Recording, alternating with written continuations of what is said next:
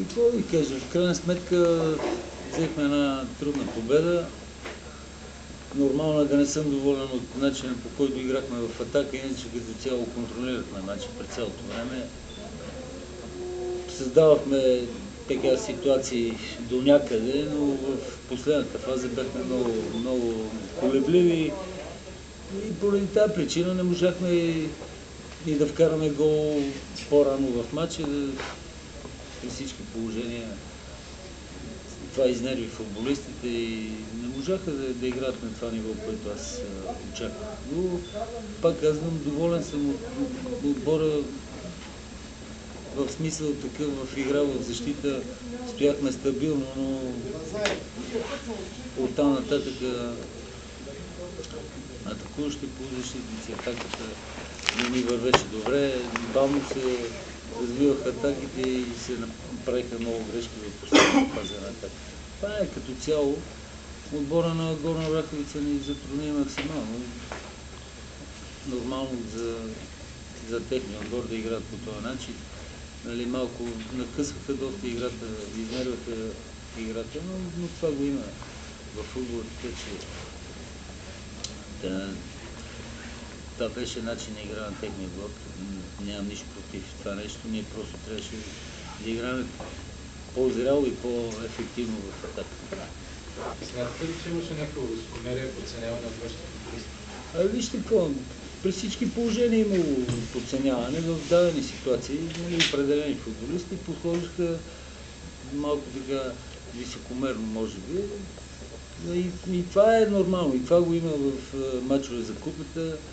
Надявам се да не се случва в първенството, защото там ще бъдем наказани при всички положения. Днеска не можаха да създадат много така напрежение пред нашата врата Локомотив, но първенството ще бъде различно. И винаги за това стават изненади в мачовете за купата. Винаги не може, не че не може, но допуснахме в отделни футболисти, имаше така известна доза подценяване и с лекота се губеха топки, особено пред противната врата.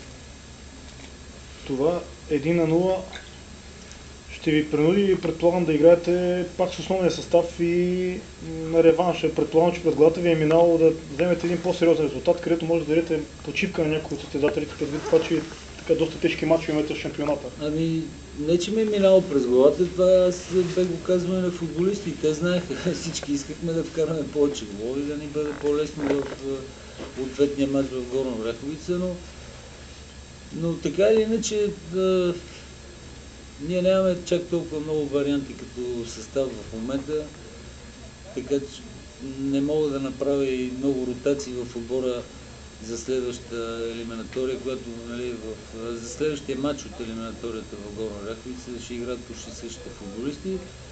Въпреки че ако имам възможност някъде да дам на някого почивка, ще го направя в Горна Оряховица. И с Котев какво е положението? Дали ще бъде на разположение в следващия матч? Мисля, че не е тежко състоянието. Трябва да мине прегледи в понеделник и тогава мога да кажа нещо с точност. Но в момента мисля, че не е чак толкова тежко състоянието. Предполагам, че тук до максимум 2 седмици ще бъде готов. Но това са предположения. Може да излезе и крамп, например. Това е